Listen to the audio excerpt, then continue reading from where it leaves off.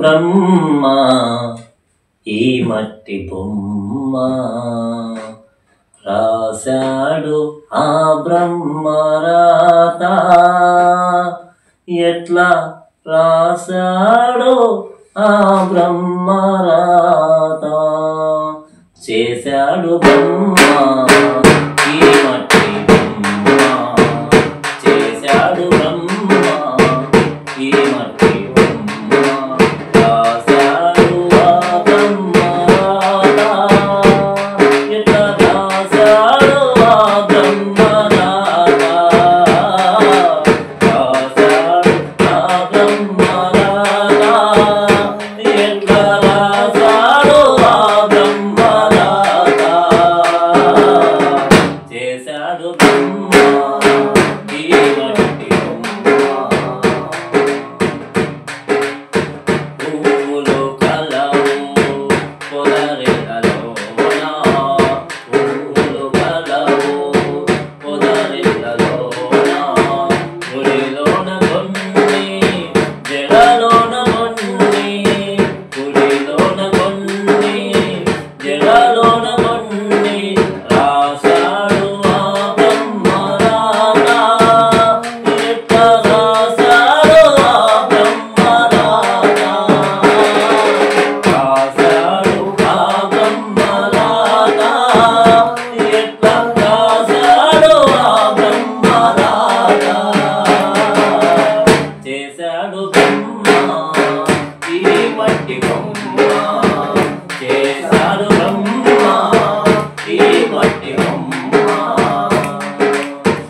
అనుకున్నదేది జరుగకపాయే అనుకున్నదేది జరుగకపాయే అనుకున్నదేది జరుగకపాయే అనుకున్నదేది జరుగకపాయే జరిగేదేది తెలియకపాయే జరిగేదేది తెలియకపాయే రాశాడు ఆ బ్రహ్మ రాత ఎట్లా రాశాడు ఆ బ్రహ్మ రాత రాశాడు ఆ బ్రహ్మ రాత ఎట్లా రాశాడు ఆ బ్రహ్మ రాత చేశాడు బ్రహ్మ ఈ మట్టి బొమ్మ చేశాడు బ్రహ్మ ఈ మట్టి బొమ్మ బ్రహ్మంగారు చేసిన మట్టి బొమ్మకు ఎంత చెప్పినా ఏమి చెప్పినా ఎలా చేసినా ఏ విధంగా చేసినా అనుకున్నదేది జరగకపాయే జరిగేదేది తెలియకపాయే ఈ సృష్టిలో ఈ మూలంలో జగతికి మూలం ఆదికి మూలం ఆది దైవం అన్నట్టుగా మనిషికి మనుగడలో ఎత్తుగడలు జీవనం రాసులు ప్రకృతి వైపరీత్యాలు కొండలు కోనలు ఎంతో మంది కోటీశ్వరులు ధనికులు పేదలు ఎంతో మంది ఉన్నప్పటికీ కూడా వారికి ఎంత ఉన్నా కూడా నేను ఇలా ధనికున్నన్నా నేను పేదవాడినన్నా మధ్యతరగతి అన్నా కూడా వారందరినీ బతికిస్తున్నానంటే భక్తి వాళ్ళందరినీ రక్షిస్తున్నానంటే సేవ వాళ్ళందరినీ ఒక మంత్రముగ్ధుల్ని చేస్తుందంటే మధ్యలో మనం చేసేటువంటి ఈ దైవ కార్యాలు మన మనసులో నుంచి అందరూ అనుకుంటారు గాలిలో పాడుతున్నారు అనుకుంటారు లోపల పేగులు బిగబట్టుకొని ఊపిరి తిత్తులు అనంతరం దాని మీదనే దృష్టి పెట్టి అన్నం లేకున్నా కూడా ఎండ వచ్చినా వాన వచ్చినా ఇంట్లో భార్య బిడ్డలు తిడుతున్నా కూడా భక్తి కోసమే మార్గం అంటూ పాట పాడుకుంటూ జీవరాశులలో ప్రకృతి పాట పల్లె పాట భజన పాట భక్తి పాట బంధువుల పాట అన్నట్టుగా అందరినీ కలుపుకపోయేది ఈ యొక్క మన కళా వేదికకు స్వాగతం సుస్వాగతం. అందరికీ కూడా నమస్కారం తెలియజేసుకుంటూ మరి ఈ రోజున మన కళా వేదిక కార్యక్రమంలో భాగంగా మంచి కోలాటం గురువు అదేవిధంగా మంచి అద్భుతమైనటువంటి భజన పాటలు పాడగలుగుతారు సున్నితమైన మనసు కలిగినటువంటి ఆంధ్రప్రదేశ్ మన తిరుపతి జిల్లాలోని నాయుడుపేట పట్టణంలో కలిగినటువంటి వెంకట కిష్టయ్య గారు అద్భుతమైనటువంటి పాటలు వారి యొక్క గాత్రం వింటే కూడా చాలా కోలాటాలు వేస్తాడు వేయిస్తాడు అన్నీ చూపిస్తాడు. కాబట్టి ఒక్కసారి ఆ గురువుని పరిచయం చేసుకొని ఆ పాటలతో ముందుకు వెళ్దాం. మన పాటలు రోజు పాడుతుంటాం కానీ ఈ గురువుల పాటలు పల్లెల పాటలు ఎంత విన్నా కూడా గురువు భజనలు చేస్తుంటారు. పల్లెకు సంస్కృతికి ఆనాటి కాలాన్ని ఇంకా కొనసాగిస్తూ వంశపరంగా కూడా మన శేషయ్య గారి ఇంటర్వ్యూ చూసాం కానీ ఎంత అద్భుతంగా చేశారో, అదేవిధంగా వారు కూడా పురాతనం కాలం నుంచి కొనసాగిస్తున్నటువంటి ఆదరణను ఆప్యాయతను కొనసాగిస్తూ వారి యొక్క మంచి పాటలు వీళ్ళని తెలుసుకోవాలనుందా? మీరు కూడా రండి, మంత్రముగ్ధులు అవ్వండి. గురువు గారు నమస్కారం. బాగున్నారా? మరి మిమ్మల్ని కలవడం చాలా సంతోషం అనిపిస్తుంది మాకు. మరి మీరు భజన పాటలు అద్భుతంగా పాడతారంట, ఈ యొక్క భక్తి కోలాటం వేస్తానంట. ఇవన్నీ తెలుసుకునే ముందు మనం కళాకారులం కాబట్టి ఒక్కసారి ఒక మంచి పాటతోని కార్యక్రమాన్ని మొదలు పెడదామంటే ముందుగా నీకు పరిచయం చేసుకుందాము. ఒక్కసారి నీ గురించి మన ఛానల్ కోసం, మన కళావేదిక. అందరికీ నమస్కారం. నా పేరు కృష్ణనాయుడు కండిగా మందిరి వెంకటకృష్ణయ్య గురువు గారిని అందరికీ నేను పరిచయం చేసుకుంటా ఉన్నాను. సరే గురుగారు, అద్భుతంగా మీరు పరిచయం చేసుకున్నారు. సో ముందుగా మీ వివరాలకు వెళ్దాం, అన్నీ తెలుసుకుంటా వద్దాం. ఏ పాటతో మొదలు పెడదాం కార్యక్రమాన్ని? మన శివయ్య పాట నుంచి, తంత్రికాల నుంచి మొదలు పెడదాం. తంత్రిక ఏం పాట? శివుడే రాయి జగతికి మూలం. శివుడే జగతికి మూలం, అంతేనా? శివుడే జగతికి మూలం అంట, జగతికి రక్షణ అంట. నిజంగా 3 కన్నుల వాడు 3వ కన్ను తెలిస్తే మనం ఏడుంటాం నాయన, సాగుతామా అనేది పాట ద్వారా చూపిస్తాడు. విందాం రండి. శివుడే రాయి జగతికి మూలం, శివుడే రాయి జగతికి మూలం, శివనామమే జపించుట మానవ ధర్మం, శివనామమే జపించుట మానవ ధర్మం, మానవ ధర్మం, మానవ ధర్మం. శివుడే రాయి జగతికి మూలం,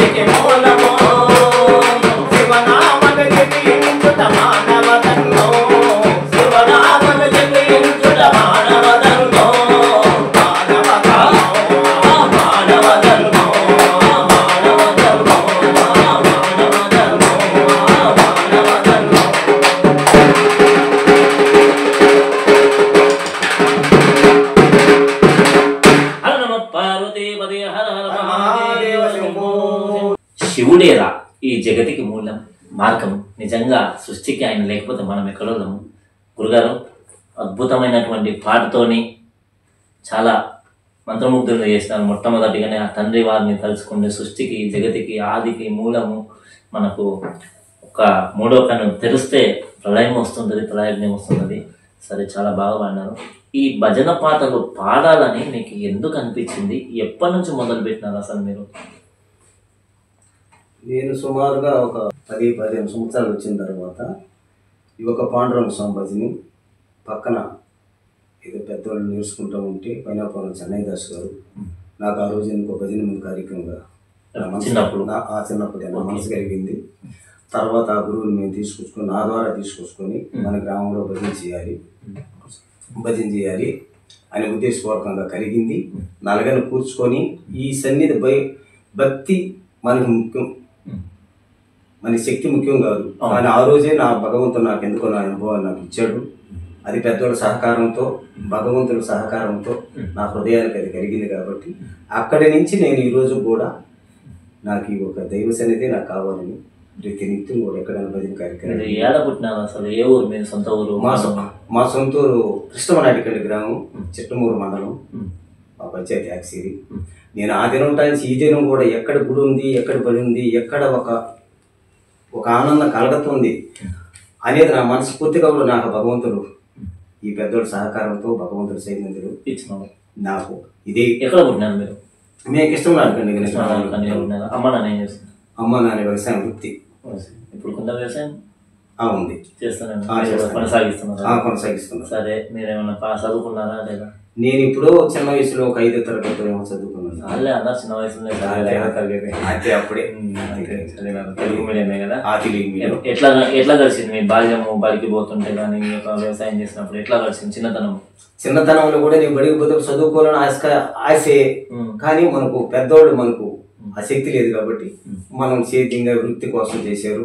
మన తల్లిదండ్రులు కానీ అందరూ ప్రశాంతంగా మనల్ని పెంచారు, వాళ్ళ తిన్నారు పెంచారు. 10 మంది సహకారం చేసే ఉద్దేశం నాకు భగవంతుడు కలిగించాడు. కాబట్టి నేను ఈ దినం కూడా నాకు అది కావాల్సిందని దాన్ని ఆ భగవంతుడిని కోరుకుంటున్నాను. నేను ఈ కార్యక్రమాలు దిగేస్తాను.